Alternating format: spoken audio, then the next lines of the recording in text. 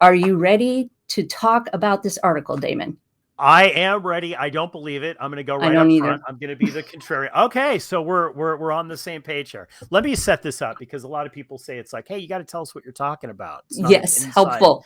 conversation. So Christina turned on this article to me. She sent me a copy of this, and I had a hard time believing it. And the title was "Decrease in Adolescent Drug Use and Alcohol Use in 2021." And I was like, that can't be the case. So let's discuss this article because Please. when I really dove into it, looked at the statistics, they did decrease Yes. according to this article. But there's a little bit of context It's that confusing. I would say that after you read it, that you realize it's like, well, it did decrease, but not after this huge increase that we had It in 2020. Yes, that is something to remember. It did decrease in 2021 after there was a huge leap in 2020. And we all know what happened in 2020, right? I got married. No, I'm just kidding. It was the There you go. pandemic. You did get married in I did 2020. get married, and then the pandemic happened literally the week after. And our kids were sent home. We worked from home. Isolation increased, and there was trauma. I mean, we were afraid for our lives. And we saw in the adult population a huge increase into addiction and consuming alcoholic beverages and drugs. It was like the boundaries were off, and people, were drinking in their front lawn, right? People who had these really good boundaries, and I call them the governors, like on your golf cart, that slowed them down, where all of a sudden, oh my gosh, I'm going to drink at 9 o'clock in the morning. And so I found this so fascinating, and I'm with you. I don't know if I believe this. I mean, I believe it based on the evidence, but just like every statistic, data, study that's out there, what we seek, we find, right? When we're looking for a certain perspective, you can find it. And what the article shared was that the use of between 8th graders, 10th graders, and 12th graders, that it actually went down in 2021. And that shocked the hell out of me. What did you think? So, well, let me just set this up too. I have this on the screen if you're listening on the live stream, and I will put a link to it in the show notes of the podcast and rebroadcast of this. I'll tell you, I believe it statistically on one level, but I Mm-hmm. think that they underreported the increase that they had during the pandemic to begin with, because having a teenager and watching friends of the teenager, right, and just being tapped in, just looking, just driving through neighborhoods in Los Angeles when kids get out of school, running errands or whatever.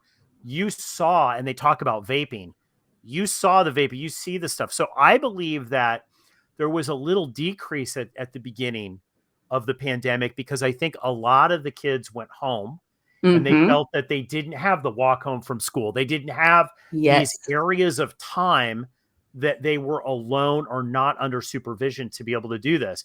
But I think as people started to melt down mental health wise during, especially parents who are homeschooling and all this other stuff, Yes. I think there became more opportunities, right, to be able to do this. And unfortunately, I know people that I'm connected with on social media and just know through business whose kids died because they were, one kid in particular died because he ordered stuff literally on Postmates. And it was a Wow. drug that was delivered or something like that. It was like some delivery service. I don't want to say Postmates if that wasn't the case. So I take that back. But some delivery service that brought it over, and the kid died literally in his living room with his parents in the next room. So I don't believe it on one issue. I do believe it to a certain degree that kids are coming back into school, their part-time jobs, all this other kind of stuff, and they maybe have less time, and they maybe don't have that level of anxiety that they used to have because they're actually participating in life.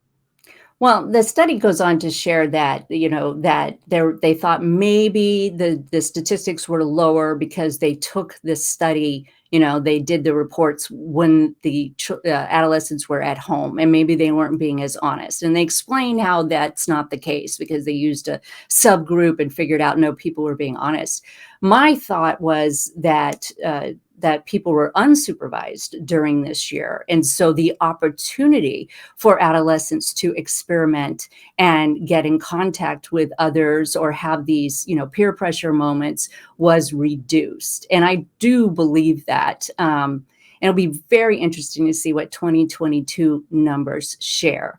I know that we have talked about this on this show in particular about the need for more education, for more support in the mental health field. We need to address this. We have all just been through a traumatic event and are still picking up the pieces. And I don't think we're going to know how that affected our school-aged children for many years. But we Well, all let's get the facts here. I mean, this lists it pretty good. Look, if you have a teenager, there's basically a 50% chance that they are using drugs and alcohol. It says that 12th graders, 46.5 reported using drug, a percent reported using alcohol in the past year in 2021. And it decreased from 55.3% in 2022.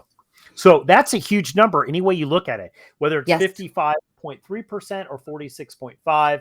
If we're looking at just the average there, half the teenage population is using drugs or alcohol. Yes, so important. And just like you shared with your story about the death of that young man, we do not know if the next time one of our children picks up it, whether it will be laced with fentanyl and they lose their life. That's how serious this is. The drugs are definitely more powerful than perhaps when, as a parent, you were in high school. The access is available, like even delivered to your door. These kind of conversations have to take precedence. They have to be of the most importance. And I love, I would love to believe that drug use is going down. I would, but I don't believe it. I believe that we're not out of the woods. Well, let's look at this harder drugs, let's say not marijuana or alcohol, which I believe are still hard drugs. Yes. We've had we've had many shows about this whole myth that marijuana is not addictive and is healthy for you. Right. Yeah, both of those are not true, right? But let's look at this, any illicit drug other than marijuana. So we're talking about, prescription medication, Mm-hmm. unprescribed or anything else. And that's the fentanyls and Mm-hmm. all the other things that are out there. Eighth graders, 4.6% reported using any illicit drug other than marijuana in the past year in 2021, compared to 7.7% in 2022. That means that you've got, in 2020, you had 7.7%, Right. 7 out of 100 kids using illicit drugs other than marijuana. That's huge. And you have Yes. to start asking yourself, it's like, that's just what this kid said. I knowing teenagers and having kids, they're not going to tell you No. the entire truth necessarily all the time. So that's a huge number. And when you go up, when you go up to the marijuana and the vaping of nicotine, this is even great. When you look at 10th graders, almost 20% of 10th graders are vaping nicotine. Yes. Isn't that astonishing? I mean, it's really, really true that we can't talk about this enough to continue to share it with parents, to pay attention, school officials, everyone, that this population is very vulnerable to ending their life early. Not even bringing up the percentage of addiction that will occur. We're not going down in the overall numbers as a population. And in fact, we're increasing. And we can see it in our adolescence, even if there is a little dip in 2021. Now, I would like to say that things are getting better, and this could also be a possibility, Christina, that things are getting better because what the pandemic did was bring out more mental health discussion. And this is Mhm. true. And I see this everywhere. I Yes. see this with friends who would never have a conversation about mental health. They're just not the kind of people who would do that, right?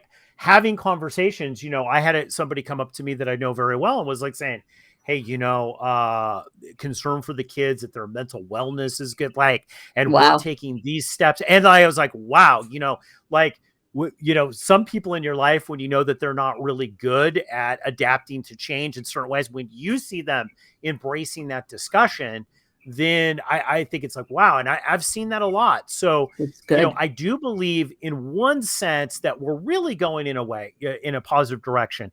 I also think that hard drug use is at an all-time high, though.